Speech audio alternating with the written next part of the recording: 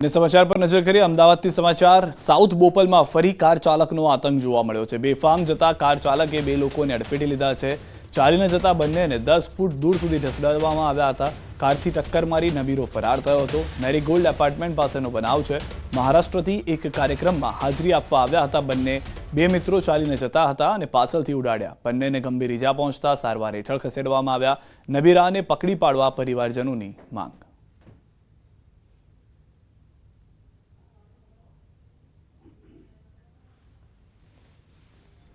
19 तारीख को मेरे यहाँ फंक्शन था, इसलिए मेरे ससुर जी और उनके दोस्त यहाँ अहमदाबाद साउथ बोपल में आए हुए थे।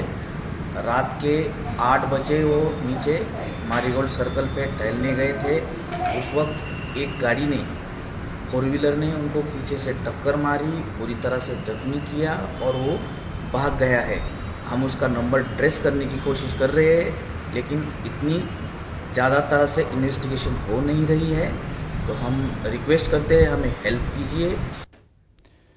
ખેડામાં ન્યૂઝ 18ના અહેવાલની ધારદાર અસર થઈ છે। ગેરકાયદે બ્રિજ બનાવવા મામલે આખરે ફરિયાદ થઈ। માતર પોલીસ સ્ટેશનમાં ગુનો દાખલ કરાયો। ખાણ ખનીજ વિભાગે માતર પોલીસમાં કરી ફરિયાદ। 1085 મેટ્રિક ટન રેતીની ચોરી થઈ હોવાની એફઆઈઆરમાં ઉલ્લેખ છે। એફઆઈઆરની અંદર ઉલ્લેખ કરવામાં આવ્યો કે જેમાં વાત્રક નદી પર બ્રિજ બનાવી નદીનું વહેણ રોક્યું હતું।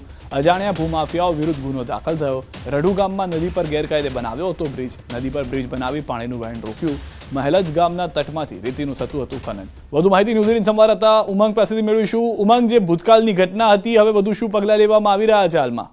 બિલકુલ ચોક્કસ રીતે જે પ્રકારે ન્યૂઝ 18 ગુજરાતીએ સમગ્ર અહેવાલ કર્યો હતો કે જે પ્રકારે રડુ ગામ ખાતેથી પ્રસાર થતી જે વાટર નદી છે ત્યાં આગળ ભૂમાફિયાઓ દ્વારા આખો બ્રિજ બનાવ્યો હતો, નદીનું વહેણ રોકી। આ બ્રિજની અંદરથી હજારો મેટ્રિક ટન માટીનું રેતી જે આવે નદીને તેનું ચોરી થતી હતી અને ખનન થતું હતું। સમગ્ર બાબતે જ્યારે અહેવાલ પ્રસિદ્ધ થયા બાદ બ્રિજ રાતોરાત કલેક્ટરના સૂચનથી તોડી પડાયો હતો। જો કે સમગ્ર બાબતે આ બ્રિજ કોને બનાવ્યો હતો, કોના દ્વારા બનાવ્યો હતો તે કોઈ બાબત તપાસમાં બહાર નથી આવી। અંતે જે પ્રકારે ન્યૂઝ 18 ગુજરાતનો જે અહેવાલ હતો તેને ધ્યાને લઈ ગત રોજ માતર પોલીસ સ્ટેશન ખાતે ખાણ ખનીજ વિભાગના જે પૂછેશ છે તેમના દ્વારા ગુનો દાખલ કરવામાં આવ્યો છે અને માતર પોલીસે આ બ્રિજ જે બનાવ્યો હતો, બ્રિજ રડુ ગામમાં બનાવ્યો હતો અને મહેલજ ગામની જે તળે ત્યાંથી રેતીનું ખનન થતું હતું। એટલે માતર પોલીસ સ્ટેશનમાં ગુનો દાખલ કર્યો છે અને માતર પોલીસે આ બ્રિજ બનાવવા જે ખનન માફિયાઓ છે તેમની વિરુદ્ધ તપાસનો ધમધમાટ ચાલુ કર્યો છે। જી સિદ્ધાર્થ, આભાર સમગ્ર માહિતી બદલ। તો હાલમાં જે ફરિયાદ છે તેના આધાર ઉપર હવે વધુ તપાસ કરવામાં આવશે। ન્યૂઝ 18 ગુજરાતીના સમાચારની આ ઇમ્પેક્ટ આપ જોઈ રહ્યા છો। સૌથી પહેલા સમાચાર ન્યૂઝ 18 ગુજરાતીએ પ્રસારિત કર્યા હતા। અજાણ્યા ભૂમાફિયાઓ વિરુદ્ધ ગુનો દાખલ થઈ ચૂક્યો છે।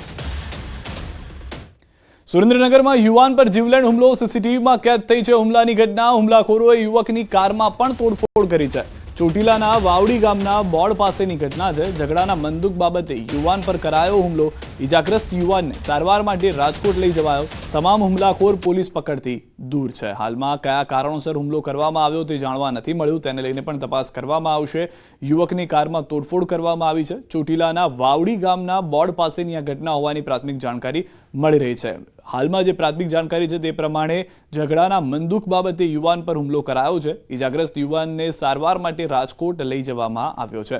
તમામ હુમલાખોરો પોલીસ પકડથી દૂર હોવાની પણ જાણકારી મળી રહી છે કે હજી જે પોલીસ પકડમાં નથી આવ્યા, પરંતુ સીસીટીવી મળી ચૂક્યા છે જેની મદદ લેવામાં આવી રહી છે અને સીસીટીવીની મદદથી આ હુમલાખોરોને પણ પકડવામાં આવશે। જે વ્યક્તિ ઈજાગ્રસ્ત થયો છે તેનું પણ નિવેદન લેવામાં આવશે। તેની પાસેથી પણ આ ઓળખ કરાવવામાં આવશે કે કોણ હતા એ લોકો કે જેઓએ તેમના પર હુમલો કર્યો છે। પરંતુ રાત્રિ સમયે આ ઘટના ઘટી હોવાની હાલમાં જાણકારી છે અને પ્રાથમિક દ્રષ્ટિએ જે રીતે આપ જોઈ રહ્યા છો કે જે હુમલો કરવામાં આવ્યો તે પહેલાનો એક ઝઘડો થયો હતો, તેનું બંદૂક રાખીને આ ફરી એક વખત હુમલો કરવામાં આવ્યો। ગાડીને નુકસાન કરવામાં આવ્યું, તોડફોડ કરવામાં આવી તેવું પ્રાથમિક રીતે જાણવા મળી રહ્યું છે।